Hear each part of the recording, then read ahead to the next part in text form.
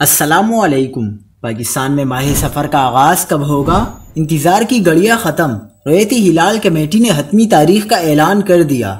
بڑی خبر آ گئی۔ کیا آپ حالات حاضرہ سے آگاہی حاصل کرنا چاہتے ہیں؟ خبر کے پیچھے چھپے اصل حقائق جاننا چاہتے ہیں تو ابھی سبسکرائب کیجئے جلمل پاکستان کو اور ساتھ ہی گھنٹی کے نشان پر کلک کر دیں۔ آپ کو بتاتے چلیں کہ ماہ سفر کا چاند دیکھنے کے لیے رؤیت ہلال کمیٹیوں کے اجلاس آج اتوار کی شام کو ہوئے۔ پاکستان میں رؤیت ہلال کمیٹی نے سفر 1444 کے چاند کو دیکھنے کی کوشش کی۔ اس دوران چاند کی رؤیت کا جائزہ بھی لیا گیا۔ ملک کے مختلف مقامات پر ماہ سفر 1444 ہجری کا چاند نظر آ گیا ہے۔ لوگوں کی ایک بڑی تعداد نے چاند نظر آنے کی گواہی دی۔